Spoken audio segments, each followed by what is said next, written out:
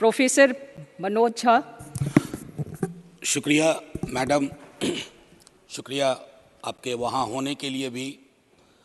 बस मैं आपके माध्यम से ये कहना चाहूँगा कि इतिहास में, संसदीय लोकतंत्र के इतिहास में ऐसे क्षण आते हैं जब ये कहना मुश्किल हो जाता है, जो मीडिया के लोग पूछते हैं बाहर, आइज और नोज।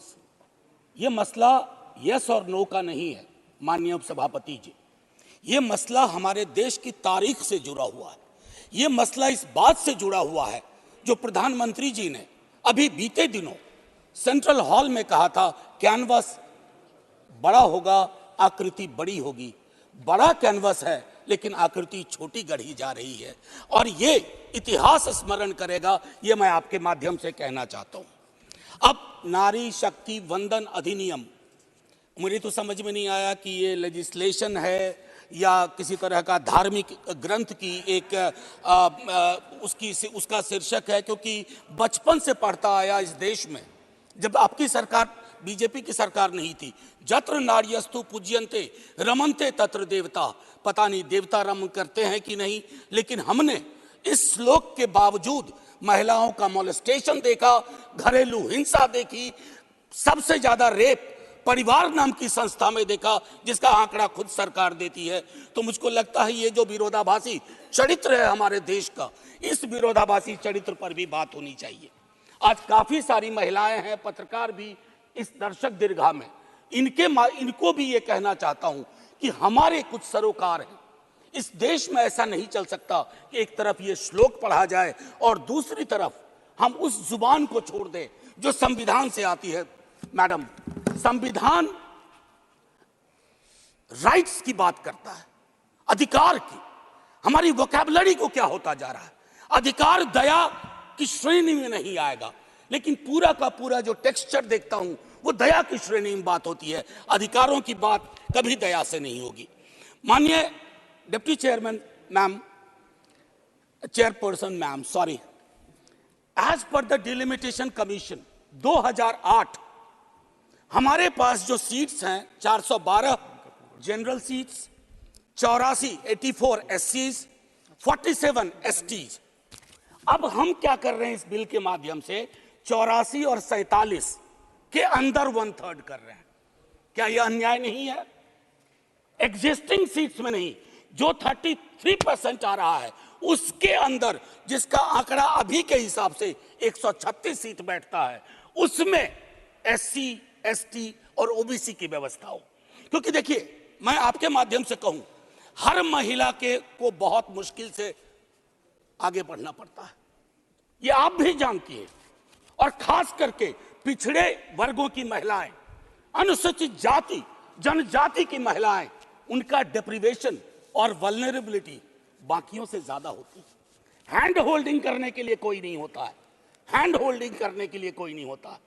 अगर आप पहुंची तो बिना हैंड होल्डिंग के, लेकिन उन पिछड़ी जाति की महिलाओं का क्या, जिनके हैंड होल्डिंग के लिए ना हमारे धर्म ग्रंथों में कोई व्यवस्था है और ना आज की समकालीन बातचीत में कोई व्यवस्था है।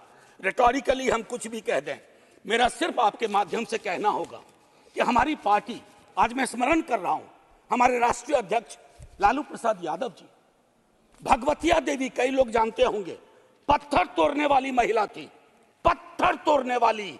हम ना सहबो गाली भैया, हम ना सहबो गाली। वहां से, गया से निकल करके वो संसद तक पहुंची। क्या उसके बाद भगवतिया देवी आ पाई, फूलन देवी आ पाई? वो इसलिए नहीं आ पाई कि हम आपको दोष नहीं देते हैं, हमारी व्यवस्थाएं संवेदन शून्य है। मैं तो आग्रह करूंगा तमाम साथियों को, आप किसी भी दल में हो, आज एक बार उससे बाहर निकल करके सोचिए। ये ऐतिहासिक क्षण सचमुच ऐतिहासिक होगा अगर हमने आज इतिहास को व्यापक कैनवस पर देखा, जो प्रधानमंत्री जी कहते हैं। और प्रधानमंत्री जी की कथनी और करनी में फासला नहीं होना चाहिए, और यह फासला इसलिए नहीं होना चाहिए कि बड़े दूर फासले पे लोग खड़े हैं, अत्यंत पिछड़ी जातियों के लोग। मैडम, आप, अगर आपके माध्यम से मेरी बात पहुंच रही हो, तो आज मैं आग्रह करूंगा तमाम साथियों से, चिंता न करिए दलीय व्हिप की। दलीय व्हिप समाज की व्यवस्था पे भारी होना चाहिए। इसलिए मैंने कहा समर्थन विरोध नहीं, आज भी मौका है इसको सेलेक्ट कमेटी में भेज करके SC ST और ओबीसी को इनकॉर्पोरेट किया जाए। नहीं, आज हम नहीं करेंगे, हम ऐतिहासिक गुनहगार होंगे। मैं यकीन के साथ कहता हूं, बाहर लोग वॉच कर रहे हैं, कहेंगे कि तुमने क्या किया। ये व्यवस्था ऐसे नहीं बदली जाती है। तो मैं आपसे आग्रह करूंगा आपके माध्यम से कि अपने दायरों से अलग होकर के आप जब ओबीसी की बात करते हैं तो ये रेटोरिक से आगे बढ़ना चाहिए, हमारी चिंताओं में आना चाहिए। ये नहीं होगा कि बाबा साहब भीमराव अंबेडकर को माला भी पहनाए और उनकी बात को आत्मसात न करें। ये जो फर्क हमारे इसमें आ रहा है, इससे कई तरह के विरोधाभास का जन्म हो रहा है। मैडम चेयरपर्सन, मैं आपको कहूं कि कोटा विद इन कोटा की जब हम बात करते हैं तो उसमें एक टर्म आता है जो एक अमेरिकन सिविल राइट एक्टिविस्ट ने 89 में दिया, इंटरसेक्शनैलिटी। अब ये इंटरसेक्शनैलिटी को, चूंकि मैं हिंदी में बोल रहा हूं, आज मैंने सुबह इसका अनुवाद बहुत ढूंढा, उसके अनुवाद में एक अनुवाद आया प्रतिच्छेदन। इंटरसेक्शनैलिटी का मतलब होता है कि हम हर लेयर की एजेंसीज और उसके अंदर की क्या विधाएं हैं, उसके आधार पर अपना चरित्र, अफर्मेटिव एक्शन प्रोग्राम को यह देखना होगा। जो खास करके वंचित समाज की महिलाएं हैं, मैं उनके बारे में कहूं, आपको एक बार अपना नजरिया साफ करना होगा। अगर चश्मा लगाती है सरकार, धूप का चश्मा नहीं, अगर सचमुच का चश्मा लगाती है तो उसके पावर बदलिए, उसको साफ करिए और यह तय करिए कि आज जब हम यहां से उठें तो एक कमिटमेंट दें ओबीसी वर्ग को। और ये मैं बार बार दोहरा रहा हूं कि 33% के को एग्जिस्टिंग में मत इनकॉर्पोरेट कीजिए, इट शुड बी सेपरेट। नई व्यवस्था में नया 33% without touching SCs and STs, ये करिएगा तो क्रांतिकारी कदम होगा।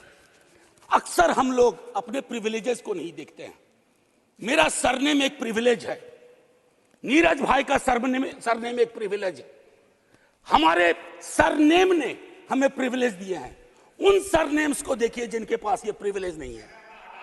नहीं, ऐसे ही मैं बहुत अच्छा किया। मैं ये कहना चाह रहा हूं मैम चेयरपर्सन, मैं ये कहना चाह रहा हूं कि प्रिविलेज का जो व्याकरण है वो खत्म ही नहीं हो रहा है। मैंने पहले भी सदन में कहा था कि इस देश में शायद there is nothing in name but everything is there in the surname. उनके संघर्ष, उनका जीवन कठिन लगातार होता जाता है। और एक ऐतिहासिक तथ्य बताऊं, 31 में बेगम शहनवाज और सरोजनी नायडू ने संविधान बनने से बहुत पूर्व इक्वल रिप्रेजेंटेशन की बात की थी। हम काहे को अटके पड़े हैं 33 पर? मेरी तो समझ में नहीं आ रहा कि 33 के साथ क्या रिश्ता है हमारा। ये 50 क्यों नहीं हो सकता, ये 55 क्यों नहीं हो सकता? आपका पूरा का पूरा वर्ग चरित्र बदल जाएगा। आप नहीं चाहते हैं कि भगवतिया देवी यहां आए? हमेशा एक खास सरनेम, मैं तो बार बार कह रहा हूं कि जो अलग अलग दलों में भी हैं, अगर वो पहुंचे हैं यहां तक अपने संघर्ष से, तो उनको आज ये आवश्यकता है, उनको ये भरोसा दिलाया जाए कि ऐसी कोई चीज आगे नहीं होगी, सबके लिए खुलेगा। आपकी ये जो नई पार्लियामेंट है हमारी, ये रंगीन ज्यादा होगी। इंद्रधनुष में कई रंग होते हैं। हम ये कौन सा बिल ला रहे हैं जिसमें ब्लैक एंड व्हाइट के बाद शेड्स ऑफ ग्रे भी नहीं है? अगर हमारा उद्देश्य डिपेंडिंग ऑफ डेमोक्रेसी है तो कदम उस दिशा में बढ़ाने होंगे। मैंने पहले भी कहा था कि 2010 में हमारा रिप्रेजेंटेशन देखिए, उसमें हमने SC ST OBCs and minorities की बात की थी। और हम इसलिए नहीं कर रहे हैं, हम चाहते हैं कि वर्ग चरित्र बदले, संसद सचमुच में प्रतिनिधित्व की संस्था बने जिसमें सबके आकार हों, सबकी शक्लें हों। ये ना हो कि एक प्रभुत्व वर्ग का उस पर हमेशा उस पर छाप रहे। अब मैं कहूं कि अभी जातिगत जनगणना कल शाम के बाद, मैम चेयरपर्सन अब मैं आपका अटेंशन चाहता हूं। कल शाम के बाद इस देश में लोकसभा में बिल पास हुआ, उससे ज्यादा इस बात की चर्चा हो रही है ओबीसी के साथ नाइंसाफी हुई। इस बात की चर्चा हो रही है कि जातिगत जनगणना पर क्यों ब्लॉक किया जा रहा है। और मैं ये कह रहा हूं, हमारे सीएम नीतीश जी और तेजस्वी जी डिप्टी सीएम, उन्होंने जातिगत सर्वेक्षण कराया। 28 अगस्त को मेरे पास दोनों एफिडेविट है। पहले ही एफिडेविट कौन लेके गए? सरकार। तुषार मेहता खड़े होते हैं, सॉलिसिटर जनरल, ये कहते हैं कि state government can not do any activity like census और एक्टिविटी अकिन टू सेंसस। लेकिन शाम तक जब अप्रोर होता है, दूसरी एफिडेविट आती है, कहती है गलती से वो पैराग्राफ लग गया था। सरकारें ऐसी गलतियां नहीं करती हैं, ये मानस करवाता है, ये प्रेजुडिस माइंड करवाता है। मैम चेयरपर्सन, बस ज्यादा नहीं लूंगा। मैंने कई संशोधन दिए हैं मैडम चेयरपर्सन, मैंने कई संशोधन दिए हैं। उन संशोधनों पर भी सरकार विचार करे। हाथ जोड़ के कहता हूं, आपका कुछ भी नहीं बिगड़ेगा। हृदय विशाल रखना चाहिए। छोटे मन से, आप ही के बड़े नेता कह गए थे, छोटे मन से कोई बड़ा नहीं होता। कैनवास पे बड़ी लकीर खींचिए। और मैं आखिरी में एक बात कह के खत्म करूंगा कि गले मिलकर गला दबाने की कोशिश ना हो। मैम चेयरपर्सन, 1 मिनट, एक कविता लेके आया था, उसके पहले गले मिलकर गला ना दबाइए। और ये कविता पढ़ के खत्म करूंगा और जय हिंद बोल दूंगा। ये ओम प्रकाश वाल्मीकि जी का है। इसमें जो प्रतीक हैं वो किसी जाति विशेष के लिए नहीं है, क्योंकि हम सब के अंदर एक ठाकुर है जो न्यायालयों में बैठा हुआ है, विश्वविद्यालयों में बैठा हुआ है, संसद की दहलीज को वो चेक करता है। तो कविता कुछ यूं है। चूल्हा मिट्टी का, मिट्टी तालाब की, तालाब ठाकुर का। भूख रोटी की, रोटी बाजरे की, बाजार खेत का, खेत ठाकुर का। बैल ठाकुर का, हल ठाकुर का, हल की मूठ पर हथेली अपनी, फसल ठाकुर की।